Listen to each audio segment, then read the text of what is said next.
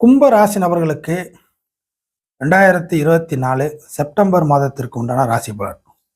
கும்ப ராசி நபர்களை பொறுத்தவரை ராசிக்கு கர்ம கிரகம், கர்மாதிபதி அப்படின்னு சொல்லக்கூடிய கர்ம வினைகளை அடிப்படையில் தீர்மானிக்கக்கூடிய ஒரு கிரகம்.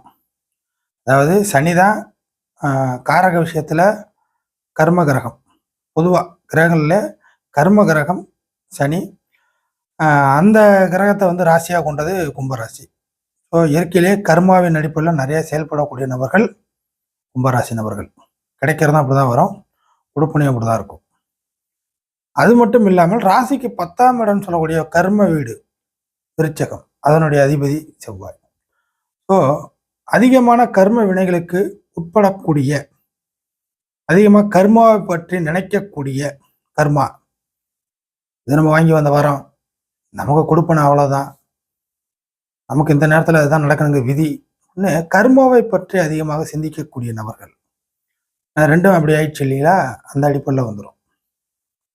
ஸோ அந்த இயற்கையே, அதாவது ராசியோட அடிப்படையில் உள்ள கர்ம கிரகம் செவ்வாய் இந்த மாதத்தில் 5ஆம் பாவகத்தில் அதிர்ஷ்டத்தை தரக்கூடிய, சில விஷயங்களை இலகுவாக மாற்றி தரக்கூடிய, அதே சமயம் வேகமாக செயல்படக்கூடிய கிரகம் சொல்லக்கூடிய செவ்வாயும், இந்த ஏற்கனவே சொன்ன மாதிரி அதிர்ஷ்டத்தை தரக்கூடிய இடமான மிதுனத்துல செவ்வாய் வரக்கூடிய ஒரு மாதம். இது மட்டும் இல்லாமல் ராசிக்கு டெட் அகெயின்ஸ்னு சொல்லக்கூடிய சூரியனுடன் நேர்பகை சனி இந்த மாதத்துல.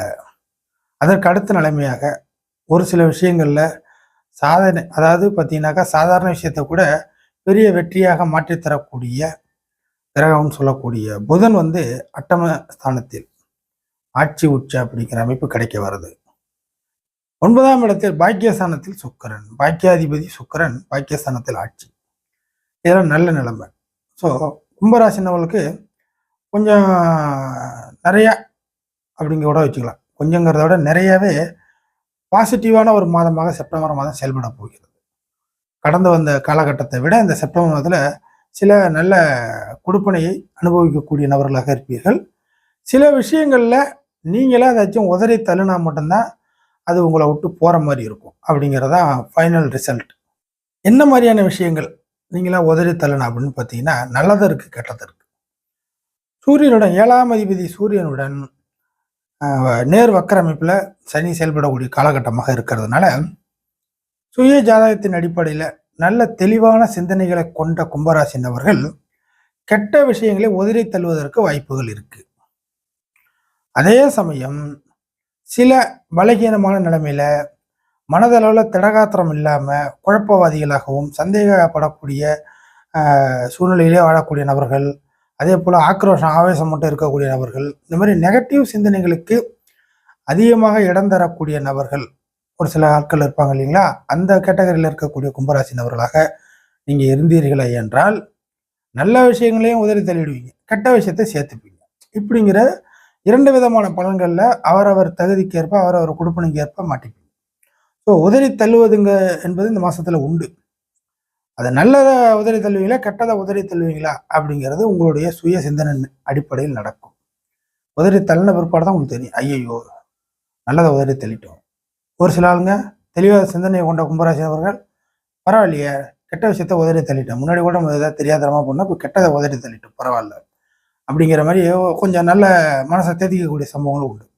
ஸோ எது எப்படியாக இருந்தாலும் ஏன் இந்த விஷயத்த சொல்கிறோம் என்றால், 7ஆம் அதிபதி ராசி. ஸோ நீங்கள் ராசி 7ங்கிறது ஆப்போசிட் விஷயங்கள்.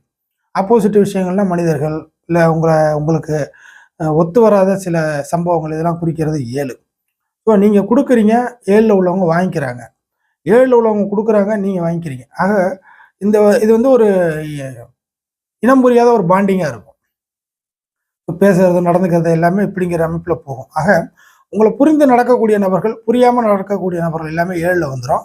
ஸோ கொடுப்பனை இருந்துச்சுன்னா புரிஞ்சு நடக்கக்கூடிய நபர்கள் உங்கள் கூட இருப்பாங்க, கொடுப்பனை இல்லைன்னா புரிஞ்சிக்காத நபர்கள் உங்கள் கூட மாட்டிப்பாங்க. இதுதான் பாயிண்ட். ஸோ இந்த விஷயங்கள் முரண்பட்ட அமைப்பில் இந்த மாதத்தில் இருக்கிறதுனால உதறி தள்ளுறதுக்கு சில வாய்ப்புகள் வரும். அது நல்லதா கெட்டதாங்கிறது உங்கள் சொந்த ஜாதக அடிப்படையில் தீர்மானிக்கப்படும். இப்போ மேற்சொன்ன அமைப்போட சேர்த்து பலன்கள் செவ்வாய் என்ன கொடுக்க போகுது 5ஆம் இடத்துலன்னா, கர்மாதிபதி நல்ல விஷயங்கள் உடனடியாக நடப்பதற்கு வாய்ப்புகள் இருக்குது. சுய ஜாதகம் இந்த நேரத்தில் சப்போர்ட் செஞ்சதுன்னா நீங்கள் எதிர்பார்க்கப்பட்டு இவ்வளோ நாள் காலந்தாழ்த்தி பொறுமையாக இருந்து வந்த நல்ல விஷயங்கள் இப்போதைக்கு கொஞ்சம் மடமடம் நடக்கிறதுக்கு வாய்ப்புகள் நிறையா இருக்குது. அதே சமயம் சில விஷயங்கள் சரியில்லை அப்படின்னா இது வரைக்கும் நீங்கள் பொறுமையாக காத்துக்கிட்டு இருந்த விஷயத்த இந்த மாதம் நீங்களே அதை வந்து வேணான்னு சொல்லி ரிஜெக்ட் பண்ணிடுவீங்க. அதான் கொடுப்பனை இல்லை, ஜாதக ரீதியாக கொடுப்பனை இல்லாத விஷயங்களை இவ்வளோ நாள் வந்து கிடைக்கும் கிடைக்கும் கிடைக்கும் அப்படின்னு நம்பிக்கிட்டு இருந்த விஷயங்கள் கூட இந்த வருஷத்தில் கிடைக்கும். ஆனால் நீங்களே அவசரப்பட்டு சில விஷயத்த வேணாம் அப்படின்னு சொல்லிட்டு விட்டு விலகிறதுனால இவ்வளோ நாள் கிடைக்குங்கிற விஷயத்த இந்த மாதம் கிடைக்க வேண்டியது நேரத்தில் தள்ளி விட்டுருவீங்க. ஸோ இந்த 2 விஷயத்த மெயினாக புரிஞ்சுக்கிங்க. அடுத்ததாக நல்ல கிரகங்கள் சுப கிரகங்கள் சொல்லக்கூடிய புதன் கிட்டத்தட்ட 8ஆம் இடத்தோட கொஞ்சம் உச்ச அமைப்பில் வருது. அப்போது ஒரு சில விஷயங்களில் கும்பராசி நம்மளுக்கு நேரடியாக சில நல்ல பலன்கள் நடப்பதற்கு பதிலாக மறைமுகமாக நடக்கும் நல்ல விஷயங்கள் சுப விஷயங்கள் மறைமுகமாக சில நல்ல ஆதாயங்கள் கிடைக்கும். இன்னும் சொல்லப்போனால் நீங்கள் வந்து ஏதாச்சும் ஒரு விஷயத்தில் ஒரு நபர் நம்பிட்டு இருப்பீங்க, அந்த நபர் செஞ்சு கொடுக்க மாட்டாங்க, வேறு யாராச்சும் வந்து அந்த விஷயத்த உங்களுக்கு செஞ்சு கொடுப்பாங்க அப்படிங்கிறத நீங்கள் எடுத்துக்கங்க. ஸோ அது மறைவாக போகுது இல்லையா, தெரியாத ஒரு விஷயங்கள் தெரியாத நபர்கள் மூலியமாக வரும் இல்லையா, அந்த மாதிரி விஷயங்கள்.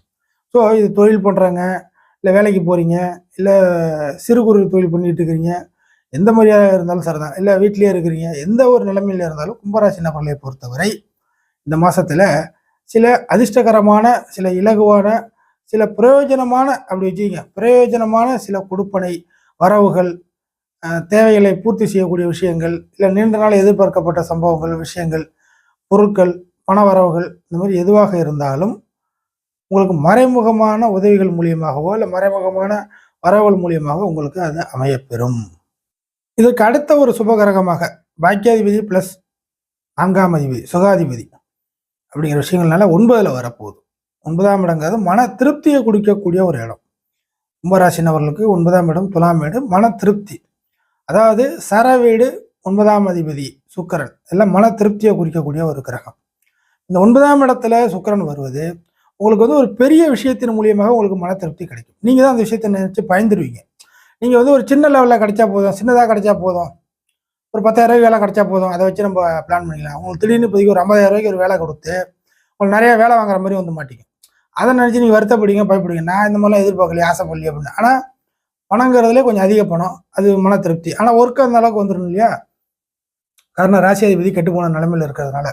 ஸோ ராசியாதிபதி கெட்டு போயிருக்கிற நிலைமையில பாக்கியாதிபதி நல்ல வலுவாக அமைப்பு இருக்கிறதுனால இந்த மாதத்தை பொறுத்த வரைக்கும் உங்களுக்கு கொடுப்பனைகள் மன திருப்திகள் என்ன விஷயத்தில் எதிர்பார்த்துட்டு இருக்கீங்களோ அது எல்லாமே பெருசாக வந்து கிடைக்கும். அதற்கு ஈக்குவலான ஒரு உழைப்பும் வந்து சேர்ந்தே வரும். ஸோ அது வேணுமாடாங்கிறத நீங்கள் முடிவு பண்ணிக்கிற மாதிரி வந்துடும் கடைசியில். ஆக சின்ன லெவலில் நீங்கள் ஆசைப்பட்டால் கூட சின்ன ஆசையாக நடக்காது, பெரிய ஆசை அப்படிங்கிறது அந்த நீங்கள் ஆசைப்பட்டதை விட கொஞ்சம் கூடுதலாக நடந்துடும். சரிங்களா, அப்படி தான் வரும்.